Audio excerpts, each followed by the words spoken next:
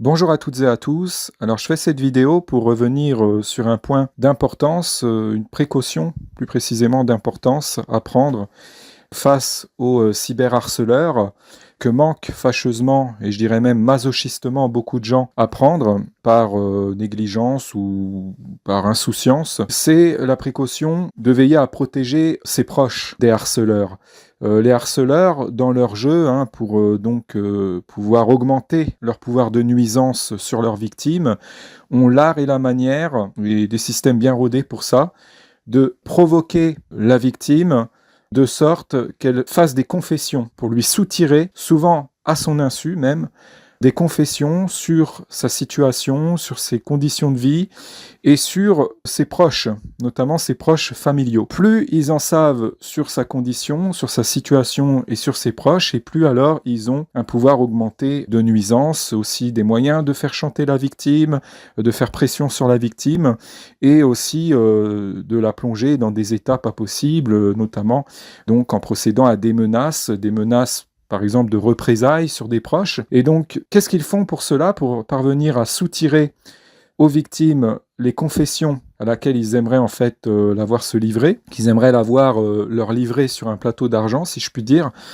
Ils prêchent le faux en accusant la victime, par exemple, d'être une personne qui n'a rien réussi dans sa vie, qui n'a rien construit, qui est bonne à rien, qui n'a pas été fichue, par exemple, de fonder une famille, ou qui serait quelqu'un de renié par ses proches.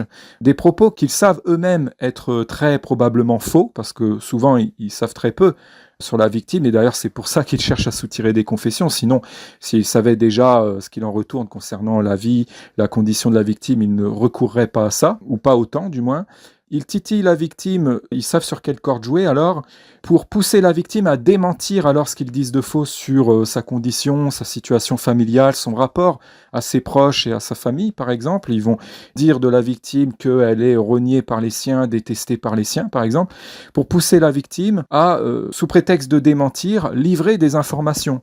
S'ils accusent la victime de n'avoir jamais réussi à trouver quelqu'un, à trouver l'amour et à fonder une famille, la victime va, si elle est parent par exemple, démentir en parlant de ses enfants, en disant qu'elle a été en couple, qu'elle a même eu des enfants pour preuve, etc. Et se mettent à livrer des détails. Et là, eux vont être très attentifs, très à l'écoute et tout noter, bien mémoriser toutes les informations qu'ils peuvent alors glaner comme ça. Et donc ils ont des stratagèmes bien rodés pour pousser la victime à se confesser, à confier des choses qu'en fait elle ne devrait pas. Et par ces confessions, la victime ne se rend même pas compte alors qu'elle se rend vulnérable par cela, qu'elle augmente sa vulnérabilité vis-à-vis de ses harceleurs, qui bien évidemment la conditionne à ne pas s'en rendre compte, puisque si elle se met à s'en rendre compte, elle va arrêter, et si elle arrête, ou en tout cas qu'elle se modère là-dedans, en prenant des précautions, ils en sauront moins, voilà, ils pourront moins l'atteindre. Donc il faut vachement se méfier de ça, de cette ruse de leur part, qui consiste à prêcher le faux pour obtenir le vrai par démenti. La victime alors éprouve le besoin, puisqu'ils savent qu'elle veut alors laver son honneur, elle veut se défendre, éprouve le besoin alors de démentir ce qui est dit de faux sur elle, de réfuter. Et pour réfuter, elle va se mettre à confier une partie de la vérité.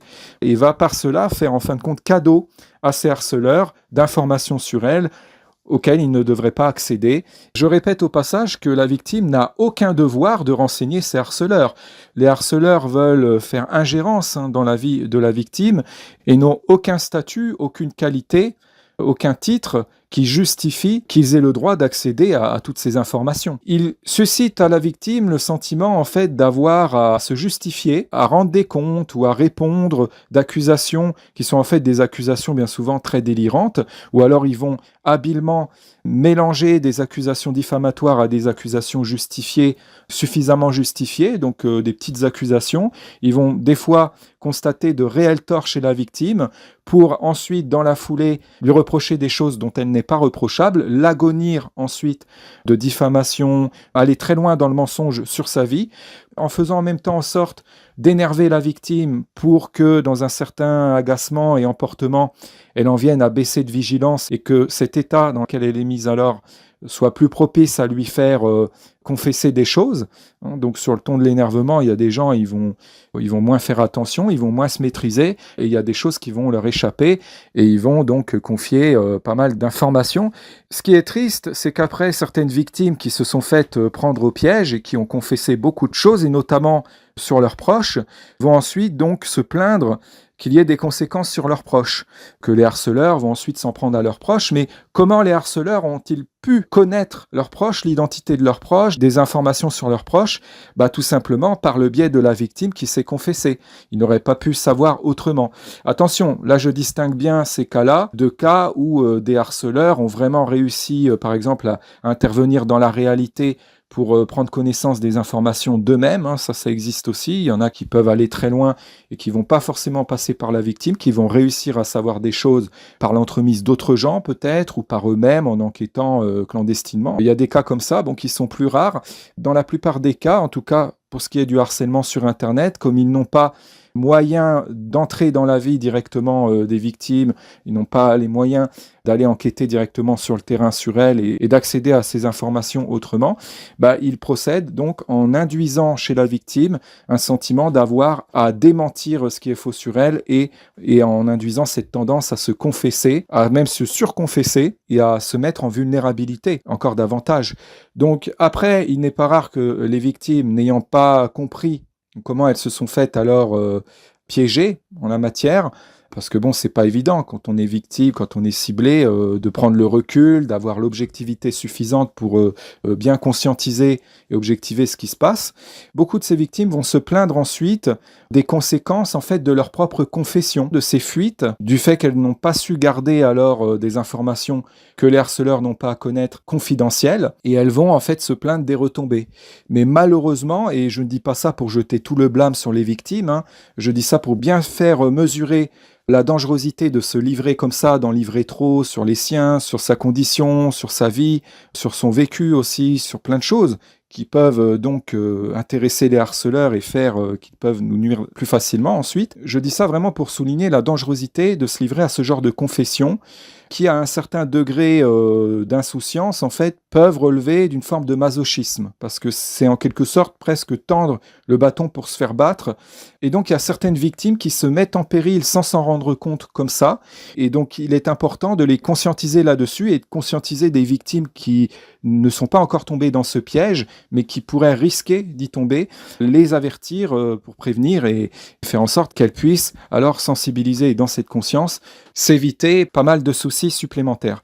Donc c'est très pervers parce que les harceleurs qui savent bien s'entraider en la matière savent très bien que ce qu'ils disent de la victime est faux. Ils jouent cette carte donc de prêcher le faux pour arriver à savoir le vrai. Hein. Prêcher le faux pour savoir le vrai, c'est un adage, c'est une expression qui est très popularisée, mais malheureusement beaucoup de gens se font encore avoir par cette ruse par laquelle donc les harceleurs peuvent mettre vraiment des gens quand même en danger. Les victimes qui se laissent prendre à ça vont alors ouvrir comme une fenêtre ou une porte même aux harceleurs vers leur intimité, vers leur vie, en déballant, en confessant et même, dans les pires des cas, en exhibant, parce que des fois ça va jusqu'à une forme d'exhibition, une partie de leur vie qui ne regarde pas les harceleurs. Les harceleurs s'attribuent avec un culot monstrueux, une outrecuidance sidérante des droits qu'ils n'ont pas, et même ça peut aller jusqu'à l'usurpation de titres, hein, parce que des fois ils vont se la jouer même enquêteurs, tout ça, alors que c'est toujours clandestin. Et ils font comme s'ils avaient naturellement un droit de regard sur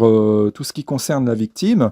Et les victimes qui se laissent prendre au piège, alors, certaines sans s'en rendre compte, leur ouvrent des portes sur leur univers, sur leur vie, et vont s'en retrouver in fine d'autant plus vulnérables. Et après, c'est pas évident de se tirer d'embarras alors dans cette situation. Je dis pas que c'est une fatalité, hein, mais une fois que les harceleurs savent des choses, voilà, ils ne les oublient pas, quoi. Ils savent faire les amnésiques pour certaines choses, mais là, ils ne sont pas amnésiques du tout hein, pour ça. Là, ils retiennent bien, ils sont très à l'affût, ils sont très à l'écoute. Donc, ils écoutent que ce qu'ils veulent. Hein. Quand on les confronte à leur tort, ils font les sourds. Mais autant là, ils ont un sens de l'écoute qui est assez hallucinant et qui est mis à mauvais profit, à mauvais escient du coup.